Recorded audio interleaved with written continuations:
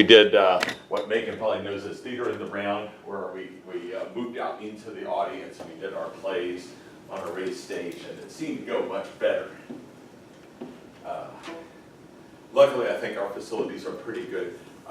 Tony, can I get the lights? Get the lights so you'll be able to see this a little better. All right, I'm going to talk to you a little bit about, and sometimes it takes up a little time, but I thought I'd share a couple things with you. I got the first paper yesterday from someone who couldn't be here, is on a fishing competition up at Lake Chickamauga, so we wish Jacob would well. And at any rate, so he got the paper to me, I was looking it over, and it's a pretty good start, but the more you can work in, the better. I mean, this paper, brought some of himself, or a lot of himself. It connected somewhat to the book. It could be a better connection, maybe bring in a few extra things. It connected to, the best part about it was it connected to a really good source on storytelling. And so these are things that you'll want to do because, think about what we're trying to do. We're just not trying to say this is not a reflection paper. I mean, I definitely want part of you in there, but I also want you to connect it to something else, to anchor it to what we're trying to do in this class. Just a little bit, because most of you are not political science majors. I think we only have one in this class, and usually we don't get one because they're tired of my stories anyway. So, nice flashlight, by the way. No, they seem like flashlights when they're on. I'm going to call attention to a couple things today. Just now responding to an email from Australian Broadcasting Corporation's World TV program. They want to interview me. Why do they want to interview me? Well, it's because over the weekend I was asked to write something for New York Observer, which is a news magazine. Why was I asked to do that? I don't walk on water or anything. It was the editor of New York Observer had read some articles that we had done. And when I say we, I don't mean me, I mean my undergraduates and I. We did some research on terrorism, posted that. They read that and said, okay, we want you on the air talking about this kind of thing. I spent yesterday morning 3 hours doing 9 interviews with Canadian radio stations all across Canada. Anybody here a biology major? Y'all know Randy Colvin? Yeah. He's up in Canada. He came into his office and his boss came up to him and said, I listened to your colleague down in LaGrange, Georgia. I didn't realize that your college was so famous. Well, why are we famous? What got people interested in Canada and Australia and New York City? Why are they interested? It's the research that undergraduates do. Because not everybody does this kind of thing. So that's why I'm responding to this. This is something I'm going to share with the other political science people. Something else I want you to consider.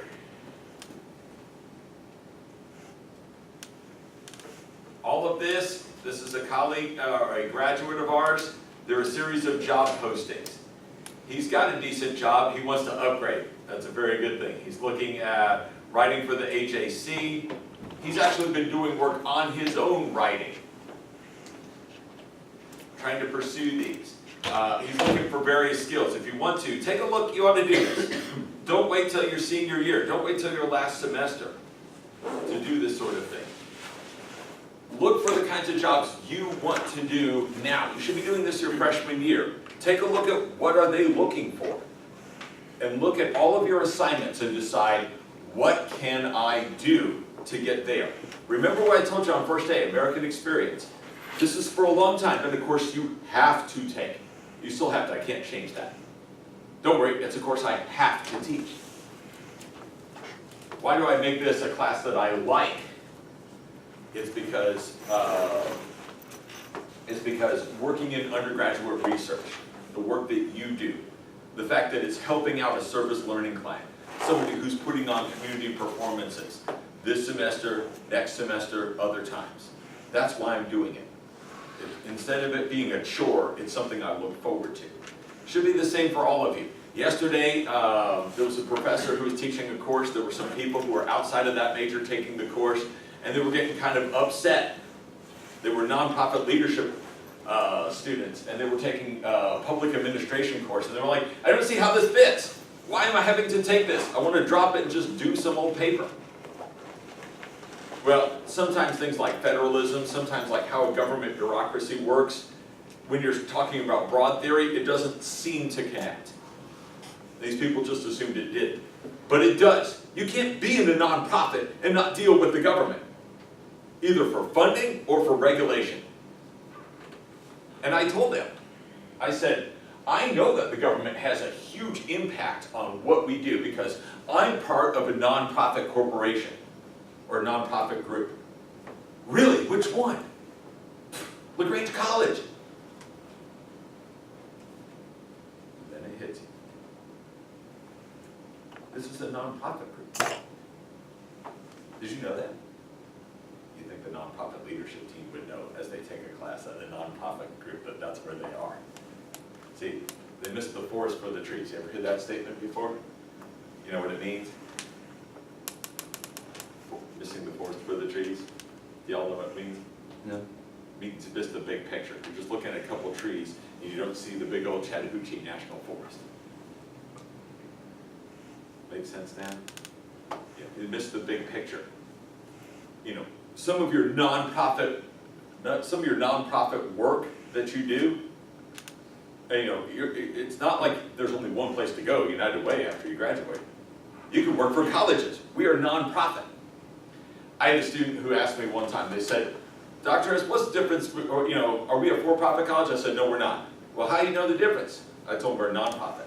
How do you know the difference? Anybody know the difference between a for-profit college and this college? They're both private. That's true. Y'all know? Your tuition dollars don't go to shareholders. Every tuition dollar that you give us goes into this institution. It has to, by law. Seriously, like, if that money goes to something else other than paying people the salaries, building buildings, paying for their upkeep, paying for the dorms, all that stuff. If money goes anywhere else, like the books have to balance, you have to get down to zero. That's a huge task, right? That's something that a nonprofit leader would be well equipped to do.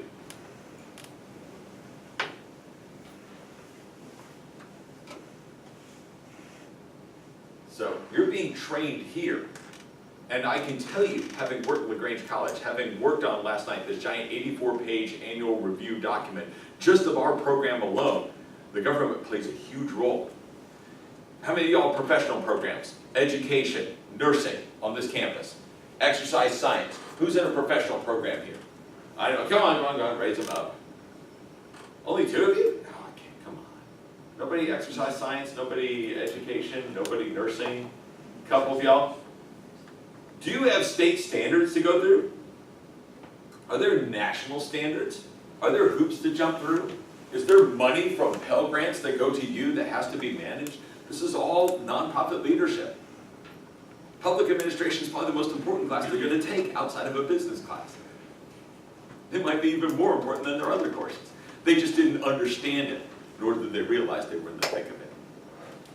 So whatever you do, and I even encouraged them all, I said, write your paper about nonprofit leadership and dealing with public policy, government policy. Whatever your subject is, focus on that. When we go through surveys, think about this for yourself. How can I have a survey in my area? How would that help things? How would that improve things? I know a couple of y'all's majors. You know, I can already see how it would help you. Think about how you can do research. Remember the example I gave of a nursing major who, based on the in-class survey that we're going to work on next month, you know, was able to take that and apply it to a hospital to look at how patients view West Georgia Hospital. An improved survey. I was like, dang, that's really good. This person took to heart what I was saying. Don't just make this a chore class, something that you have to do, something you have to get through. Look at this as an opportunity.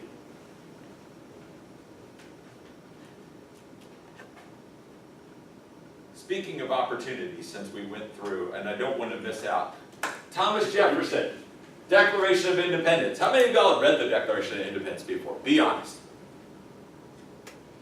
You read the Declaration of Independence before this? Well, I read it like last. Oh, okay. How many before you ever took this course? How many of you read the Declaration of Independence? Be honest. Come on. you'll notice something. My hand's not up either. I hadn't read the Declaration. I knew parts of it, I knew quotes from it, but I didn't read all the detail. Political science major. Yeah, we don't offer, I mean, it's like one of the most important parts. That scene of George Washington reading it out to his troops in New York, that's not made up. That's not something for the History Channel. That actually happened.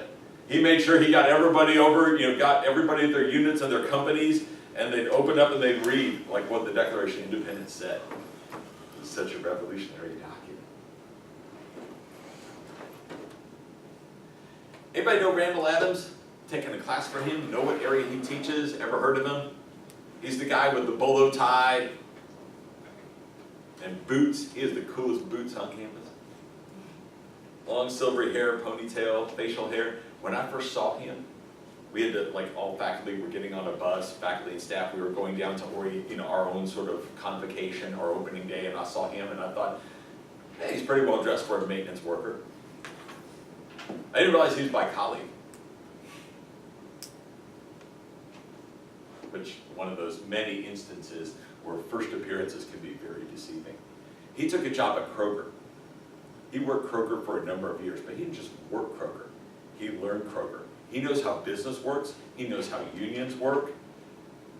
He took advantage of working at Kroger to become a leader in the study of like new unions and new leadership.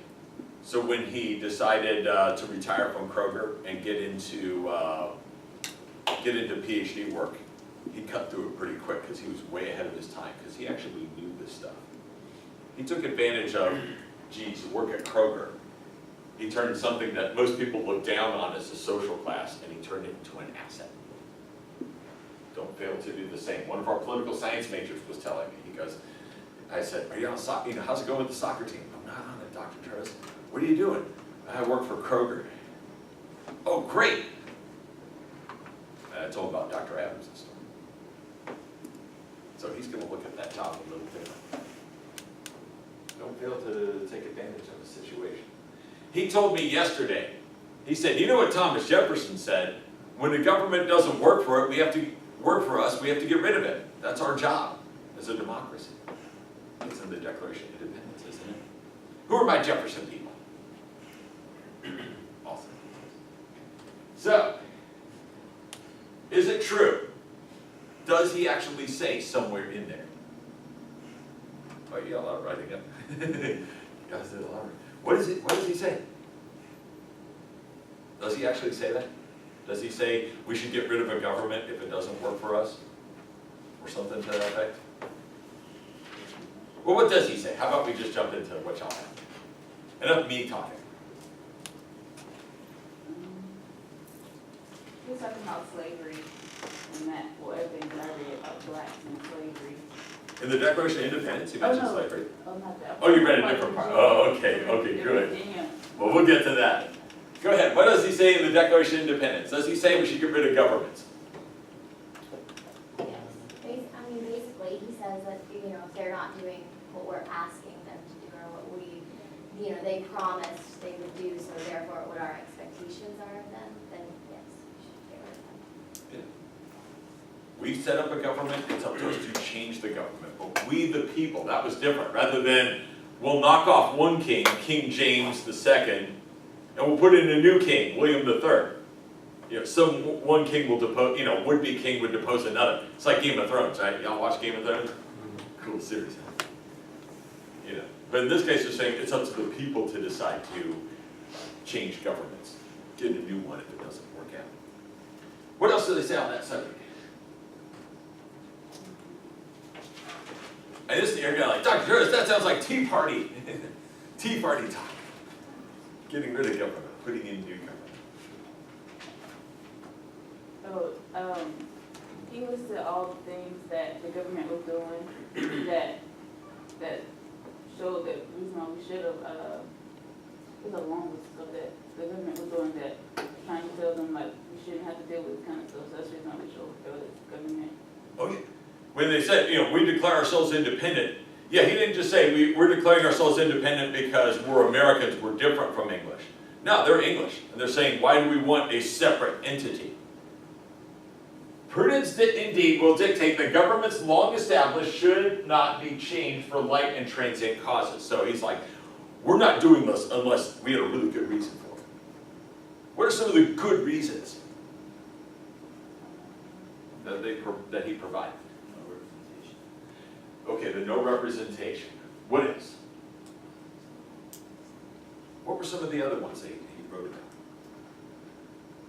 See, what's different is, rather than just like us read it, and in some cases you memorize the first few lines for class, and you say it back to the teacher, and you're done with it. We talked about like refusing to write laws. Like when things are voted on by people, refusing to like take their opinion. Okay.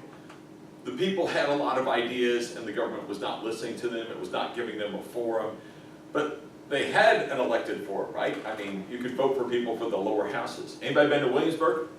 Raise your hand if you've been to Williamsburg. Colonial Williamsburg? If you go there, you go to a place called the House of Burgesses. House of Burgesses is the lower house in Virginia. It's like their state government. People get to vote for, and that was, I think that was the first established lower house of Parliament, colonial Parliament. I'm pretty sure that's what it was. It's certainly the most famous. But yeah, you go sit there and you get to sit where everybody was, or at least a recreation of it, or a restored version of where everybody sat and they made the laws, or were supposed to make the laws. Why didn't that work out? Sure, you don't have representation in British Parliament, but you've got your own colonial Parliament. Why wasn't that good enough? Do you remember what I was saying on Monday? The British had control, they had control of everything, like they controlled like all imports and exports. Okay, so they controlled the economy. Nobody had representation in British Parliament. British Parliament was making rules to impose on the colonies. And in the colonies, the Governor General and the upper house were controlled by the British. So it's like you only got one thing to do. There was only one thing the lower house could do. Their one ace in the hole. Their one trump card. Yeah, that's what we used to call it, trump card. Yeah, now I guess we'll have to, it's like a partisan term now or something like that. That's okay, Donald Trump's last name isn't Trump, so we can get away with it. Y'all knew that, right? His last name is not Trump. He changed his last name, his family did. Then again, so did I, so. Yeah, way back in the 1800s. My last name should be Frederick. It shouldn't be Turris. I don't look like a terrorist, do I? Yeah, you're right. Yeah, both my family's maiden names were, are not their own. Yeah, Owen used to be Yakowenko, but nobody could get a job with the last name Yakowenko when you came to this country. See, they became Owen. So yeah, neither of my parents' last names are real.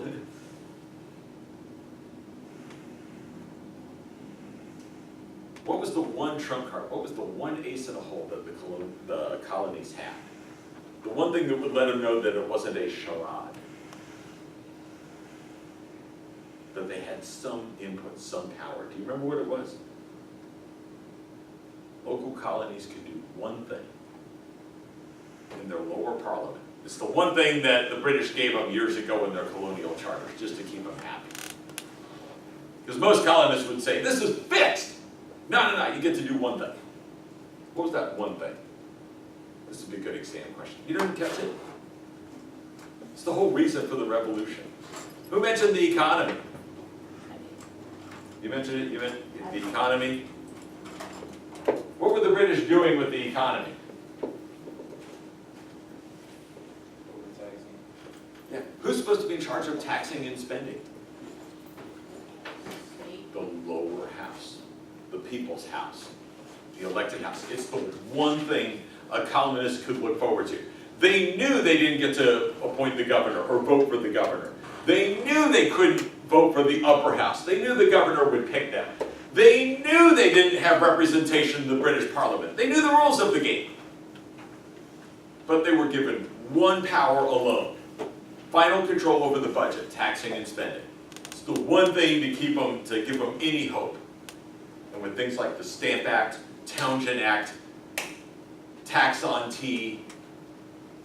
Now, one thing they had was take control. This is why we had an American Revolution, folks. It wasn't about freedom of the press, we already had that. It wasn't even about freedom of speech, we had that. Freedom of religion, we had that. We had every freedom virtually in what you Madisonians are going to cover in just a few minutes. Those first 10 amendments, most of them the colonists enjoyed already. Sarah Palin told us that, and Michelle Bachmann told us that the reason we rebelled is we couldn't have guns. No, everybody had guns. In fact, you were required to have a gun. Even if you didn't like guns, they take a lot of time to maintain, they're smelly, they're loud, they're whatever. No, you had to have one. But it's like Kennesaw. You ever hear about Kennesaw where everyone has to have a gun? Like if you live in Kennesaw, you have to have a gun. Well, I don't know if they fine you or imprison you if you don't have a gun, but that's how it was. So we had a rebellion because we had one thing to do, and that was taken away from us. What were some of the other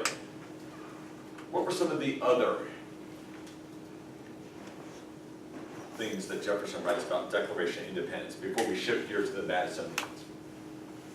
What else? British government in their cities and taking over and stuff like that without What were they? Okay, so the British had soldiers that they sent into these areas. Okay, what were they doing, these soldiers? And geez, it's a British colony, it's part of British territory. Why can't you have an army go in your territory? It's like saying we can't have an army in Hawaii. They're going into their homes and living in their homes. Oh. Ordering in their homes. Well, what's so bad about that? Well, Wouldn't you all want to have a soldier stay at your place? Someone who's defending your country from terrorists and other countries who don't like us? It like put those people in danger then, because then they had soldiers living in Oh, you think you'd be better protected with a soldier in your their home? home. No. Why It not? would be more of a target. sometimes the soldiers, they took advantage of the women too. Okay, that could happen. Believe it or not, a lot of times one of the British practices, because they're a small island, they had overflowing jails, you could work off your jail term by military service abroad in the colonies. So then they have. That could be kind of touchy.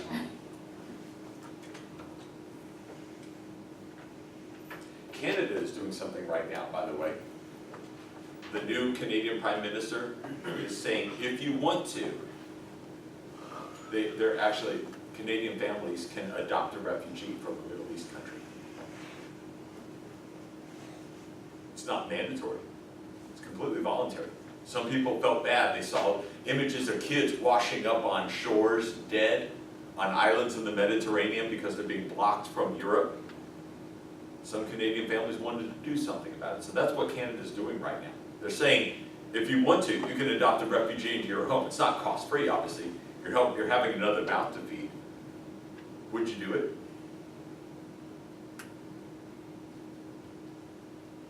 Would you adopt a homeless person? They had a big freeze last year. Anybody on campus, you remember that? They closed the homeless shelter because it was a fire hazard. And there, for about a week or so, people were living on the streets. Would you do that? You may or may not. I'm not here to judge you. You're not here to judge me because I lived in this town, same situation. I'm not different from you. Maybe the right thing to do. It would not be the easy thing to do. So you can imagine the idea about soldiers, many of them with rough records, an extra mouth to feed, less space. You ever see a colonial home? Anybody been down to Callaway? You see some of the, like that old home they had? Not a lot of real estate in those homes. They're pretty small, aren't they? Be a little close quarters. What else? Anything else? What else sticks out at you from Declaration of Independence before we move on to Madison?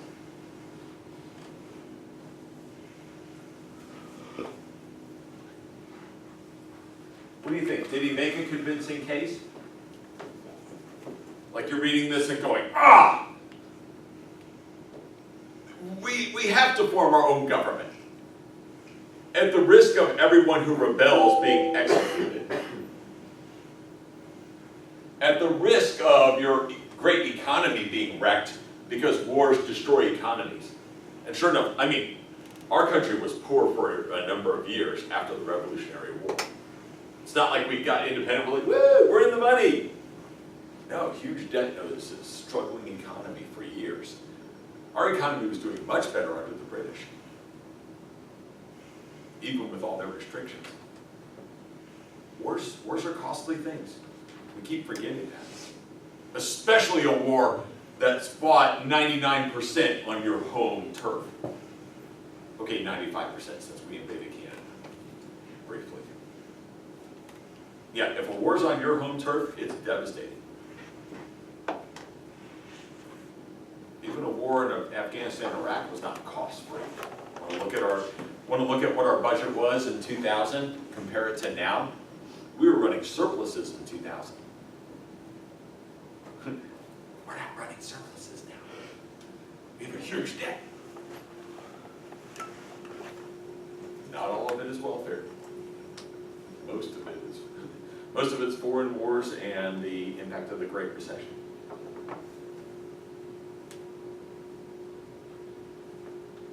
How many abuses that King George III did have our governments done over the last couple of years? Those who want secession in this country, those who want to rebel, those who are sovereign citizens, those who want to leave the United States, those who want us to form a new government.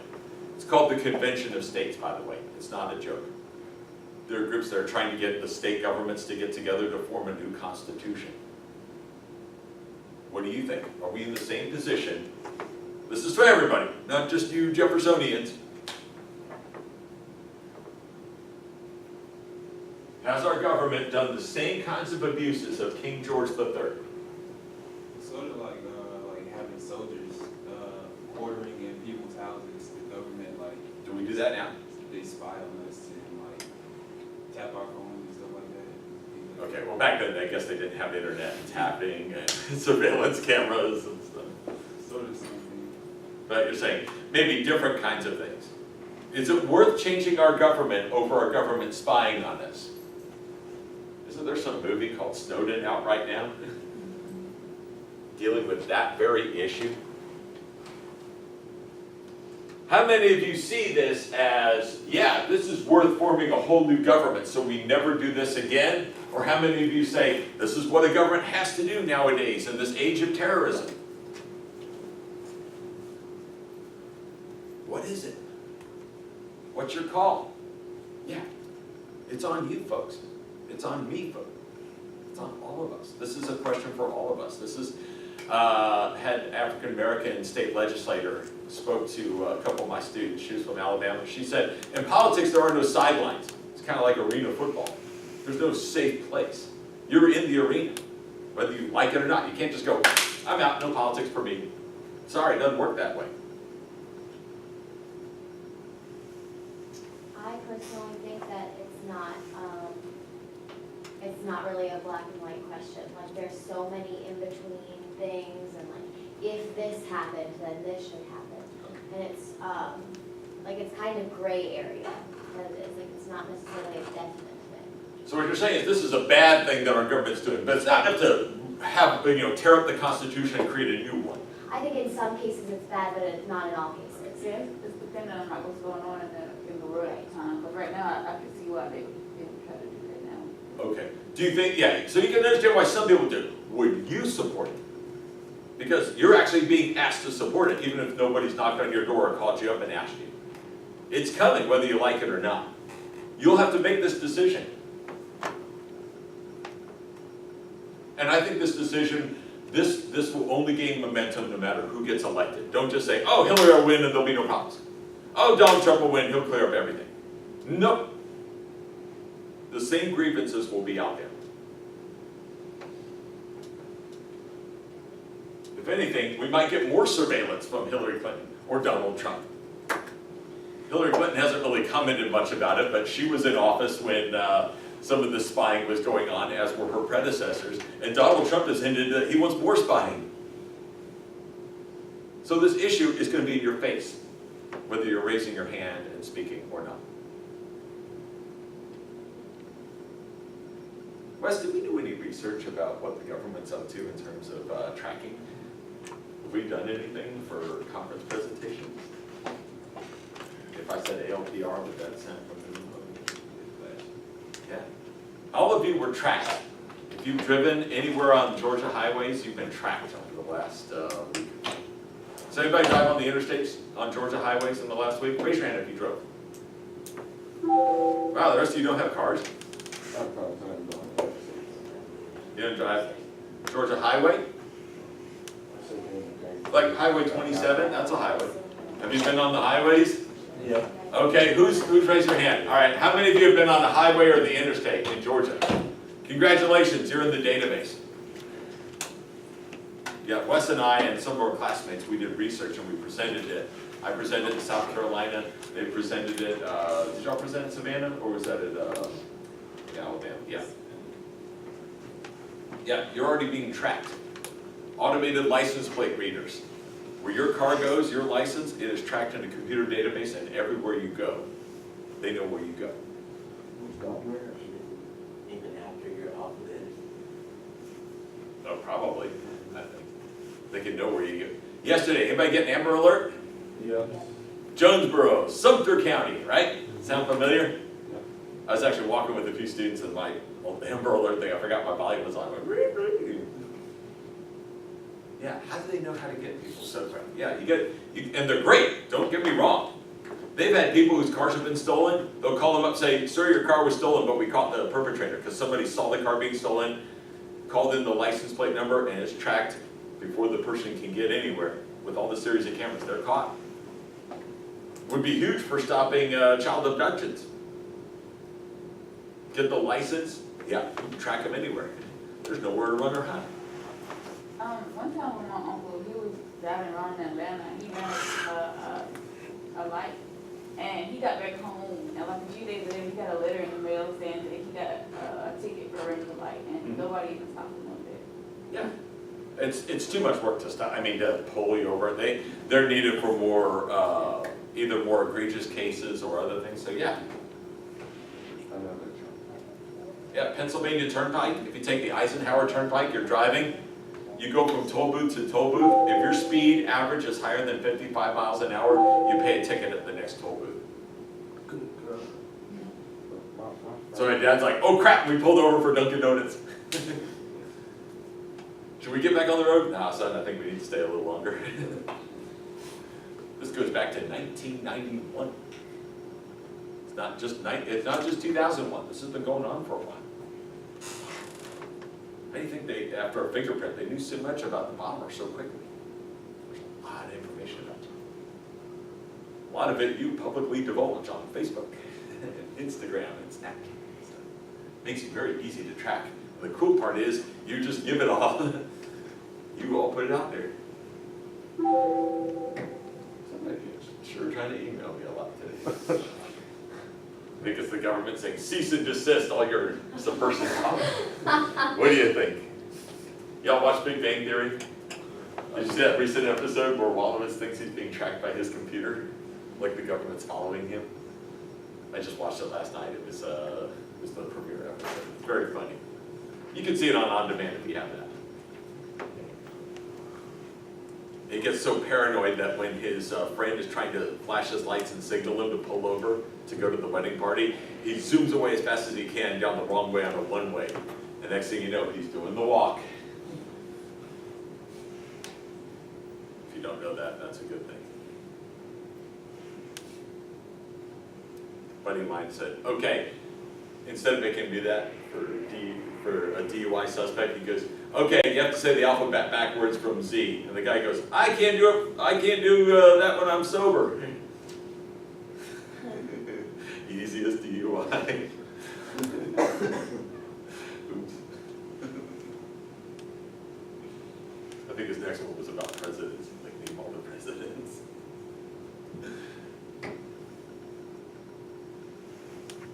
I think a lot of Americans would do. So, worth it over spying? Worth it over anything else? Do we do anything else that's problematic, that's worth discussing? Go ahead, what's another grievance? Jeffersonian, non-Jeffersonian? What are the grievances? Do we have any grievances against our current regime? Or last two governments, just to keep it bipartisan? Anything else? Y'all are pretty cool with the government, right? Bill Clinton said, when I was a college student, he said, there's nothing, he was running for president at the time, and he used it a lot when he was president. He says, there's nothing wrong with America that can't be fixed by what's right with America. So let's take that argument. Do you say, whatever ill problem you have about spying, any other grievance you have, our budget deficit, our environmental policies, our education, whatever policy we have, our current regime can fix it. Any government has problems. But our Constitution has mechanisms where we can fix it. How many agree with that statement? Sure. Can any problem America has currently with our government be fixed by our Constitution? Can be fixed by our government? Or do we just need a whole new government? Go ahead. The problem, I mean, the issue is in front of you whether you raise your hand or not. So you may as well start thinking about it. You said, can any issue... Right. Can our Constitution, our current government, solve problems that we have today? Government problem? Yeah, problems that we have with our regime. Can our government solve this spying issue? Can our government solve the deficit? What other grievance do people have? Whether you have it or not, what have other people mentioned?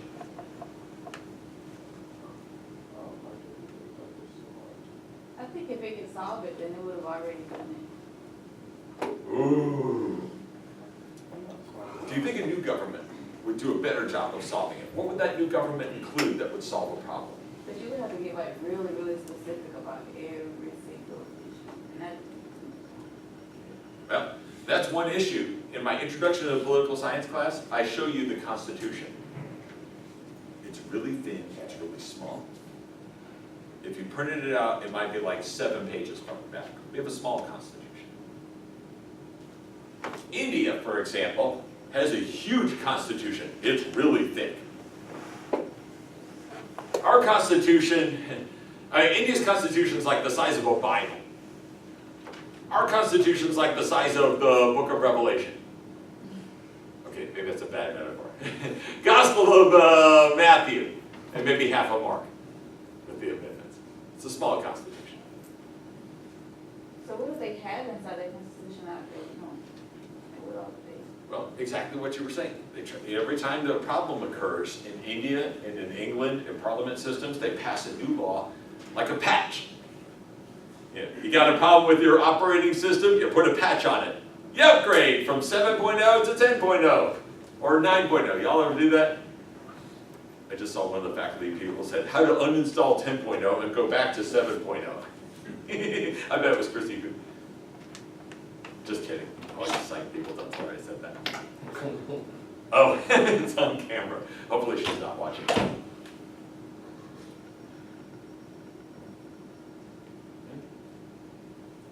But that's what they tried to do. They figured, okay, every time there's a problem, we'll pass a new law and we'll fix it. It's pretty big. Do you think India still has problems? Yeah. Okay. So maybe to quote Shakespeare, Jacob K., the fault lies not in the stars but in ourselves. Maybe it's not our Constitution but what we do with it. Madisonians, all you folks in the back who have been quaking in your shoes or your flip-flops. You're like, oh my gosh, can't wait for him to start calling on us. The preamble to the Constitution, the Bill of Rights. What's your impression of the preamble? What'd you get out of it? Should I play the Schoolhouse Rock? Did I put the Schoolhouse Rock up there? Dang, I did. You ever said, "We the people, in order to form a more perfect union, please don't make me sing the rest, because I'm a music major." What? What'd you think? Think about it, you know. We the people came together. Some were elected officials, some weren't, but people put together this Constitution. Yeah, that was a long time ago. You know, like I said, our Constitution, just by itself, our Constitution, no amendments at all, our Constitution is about the size of the Gospel of Matthew. Might be a little small. Y'all know I'm sorry, I'm assuming everybody's a Christian, but y'all get me? Even if you're not a Christian, you know that one gospel is a real small part compared to like the whole Bible. Our founding fathers worked on it over a short period of time. They didn't have much time. Our Articles of Confederation, the current government was dying. 4 years after our independence, we were broke.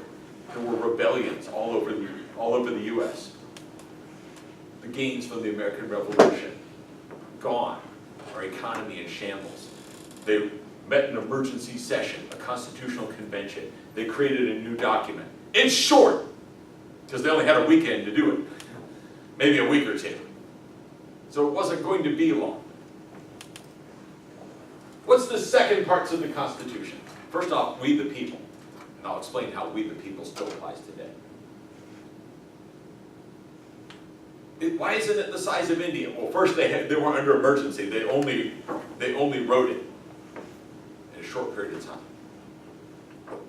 So what are all these amendments? Tell me, Jordan, about amendments. What's this whole amendments business? Andy, Bruno, Jared, Tony, Brandon, tell me. Amendments. What's the whole deal with amendments? The hell's an amendment?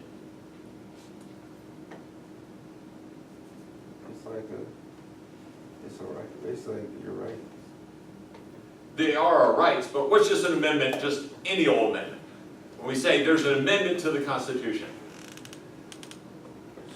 or you blow an essay question and you say, I'd like to amend my answer. What's an amendment? Alex, what's an amendment? Just any amendment. Now you want us to name one of the amendments?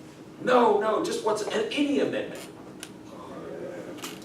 Yeah, tell me what, go ahead. Yeah, it's an add-on. It's the patch, folks. It's our Constitution 2.0. The original Constitution says nothing about rights and freedoms, like you mentioned, but they added an amendment on because nobody wanted the Constitution. All the states said, we don't want this. It's got to contain some freedoms. People read the Constitution and they said, but what about our rights?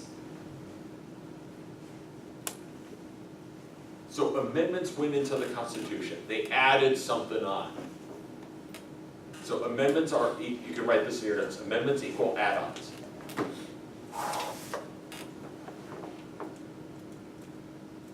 So yeah, they're not part of the original Constitution. The original Constitution is all about establishing a new government and giving it powers.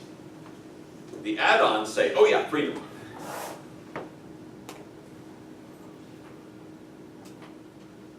What are some, well, not all amendments are freedoms. They can deal with other things too. Tell me some famous amendments you ever covered in school or that you read over these. Which amendments? How many amendments, first off, do we have? Come on, this is myth-busting time. 27? 27? Are you sure? No. Double check. Well, you all said no when you weren't sure. We got to know, folks, how many amendments?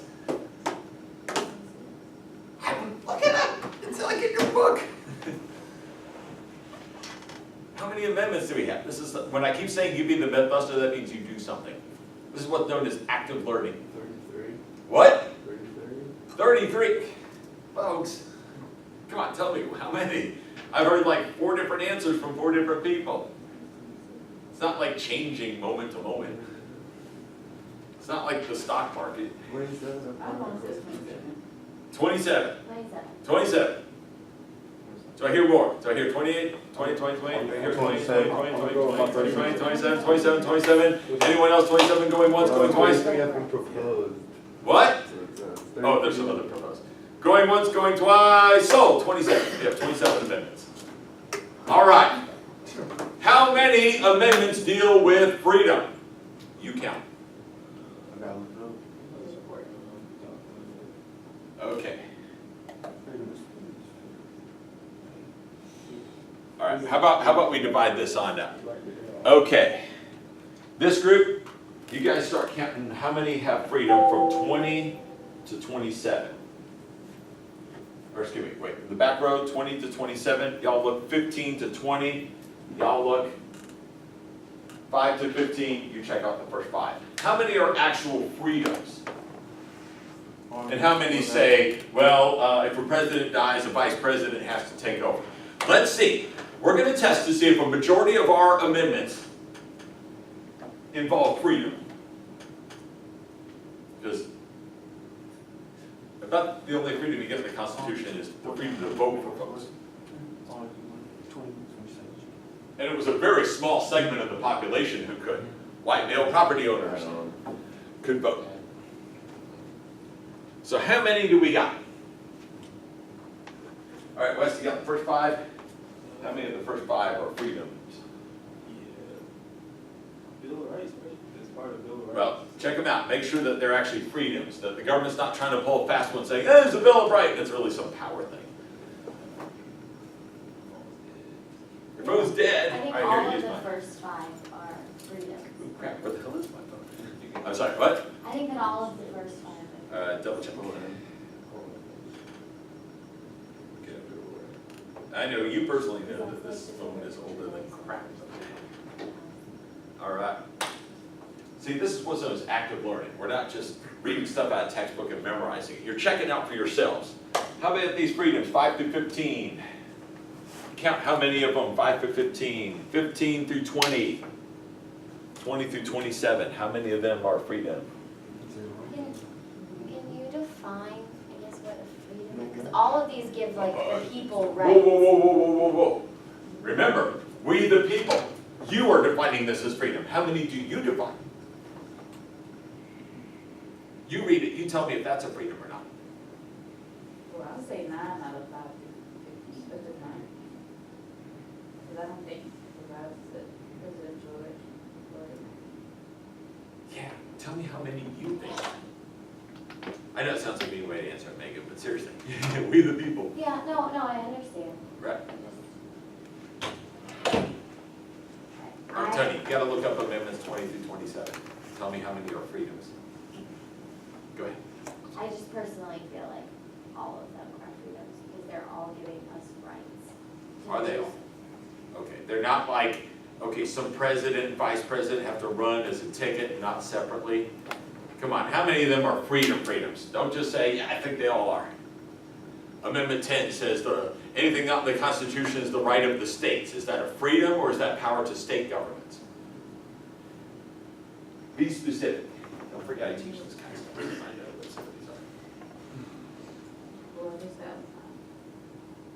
Let's see if a majority of our constitutional amendments are freedoms.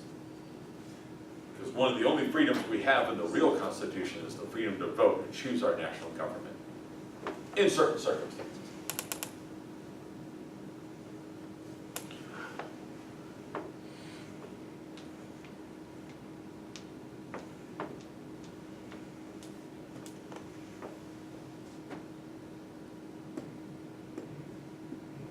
Yeah, I say 8. You say 8. Which ones? Let me know, Britt. Give me an example of a freedom. You said 6 through 15 or 5 to 50. Oh, I'm sorry. Sorry, Wes. Well, you can do the first 4. Wes is an army of 1, so you can do the first 4. 5?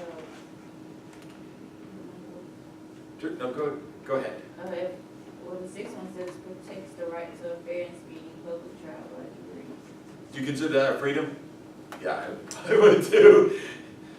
If you don't believe me, look up something called star chamber. That's what they had in England before. Another term for that is kangaroo court. If you don't know what a kangaroo court is, you better look it up. No, even though it says kangaroo and that sounds funny. Kangaroos. Funny pout, jump around, box things. It is not funny. It's a right of trial. What else? Give me a freedom. Elizabeth, Jake, Megan, Darius, give me a freedom. Are there any other freedoms? Right to us. Right of 13th trial. Amendment abolishes slavery. Is that freedom? What about the rights of the slave owners?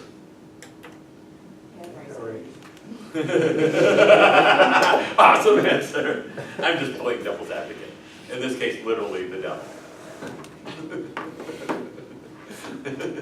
I was so much trouble. Anyway, but yeah, I mean, it's like the right of somebody not to be enslaved by somebody else probably trumps the right to own another human being as property. I would, just my opinion, I would agree with that statement. Also, the 15th Amendment that allowed black men the right to vote. African Americans got the right to vote. Does it say when that amendment came in? Yeah, 1870. So blacks did have the right to vote. Well, like you said, black men. How is that possible? Did y'all see the movie Selma? How were people being denied the right to vote? States would say, they would take the 10th Amendment, anything that's not in the Constitution would be the right of states, and states would say, well, we have the right to charge, well, did y'all see the movie Selma? How'd they get around that? How did the state of Alabama get around the 15th Amendment, which says African Americans have the right to vote? They were doing these like impossible tests. Yes. The grandfather. Yeah, they would say, well, we need literacy tests, because obviously you can't vote unless you can read. True story. My professor, Lawrence LeBlanc, he's like won all these awards, super nice guy. I mean, you like the guy even before he took classes. He's an old professor, Cajun guy. Everybody loved him. He'd take us on UN trips. Sometimes he'd cover us money-wise. He must have some money. I wish I could do that more often. He voted during the early 60s, late 50s. So this isn't just Hollywood, folks. He told us this story. He went in to vote.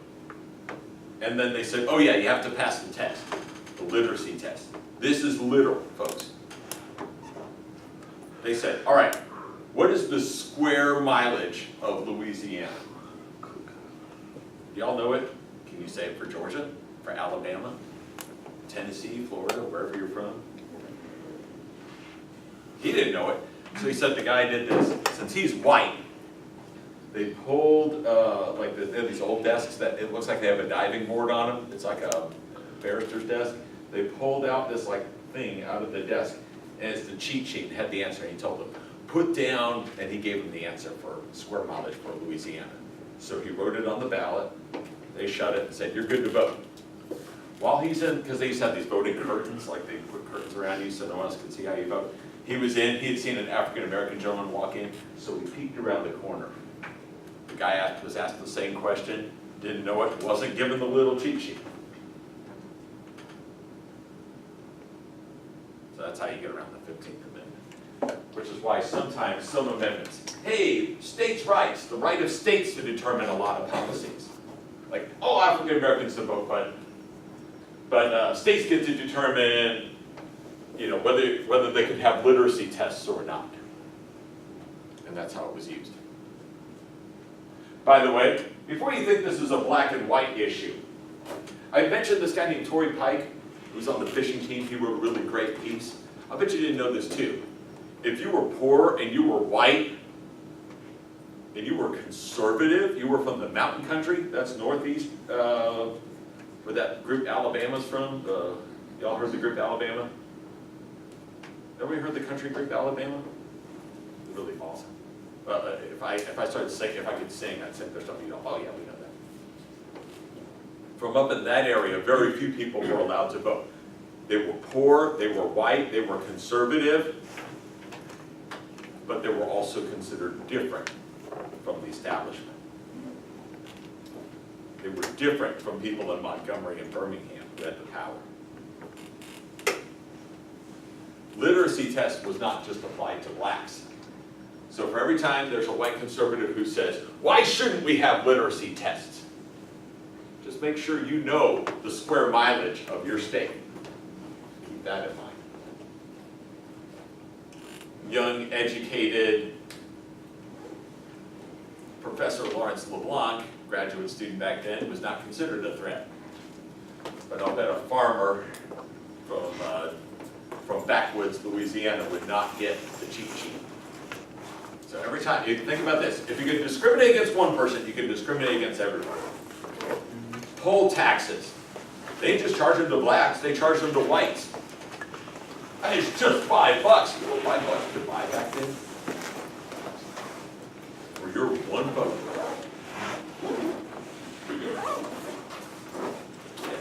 Because oftentimes when somebody discriminates, discrimination, it's kind of like, it's not like a pinpoint bomb like our drone missiles or, you know, laser guided bombs. When somebody discriminates, it's like those giant bombs like the A-bomb where it just hits a city like Hiroshima and everybody gets it. Nagasaki had the highest percentage of Christians in Japan who were in that city. Bombs don't know friend or foe. Discrimination doesn't know friend or foe. Sorry, I kept you over. Well, it says 9:27. All right, I want to know from you all. Let me know before we go in on Friday, before we start on Friday, I want to hear how many of these amendments, so we can do a count, 27 amendments. Sound fair? No. All right, let me know the answer. See you. By the way, do you like this kind of, if I do class exercises? Yep. The rehash the reading? Yep. Demand more from me. Always. It's worth knowing whether we have a freedom document or not before we decide whether to change it, right? Because keep this in mind also, folks. If you change our Constitution, don't just think about what we get, but what we give up. Right of women to vote, right to pick our own senators, right of African Americans to vote, right to have no slavery. So when somebody says tearing up the Constitution, you know, pay very close attention to what kind of things they want to tear up. And yes, 14th Amendment is the one I hear the most that people want to get rid of. It's the one that considers citizenship.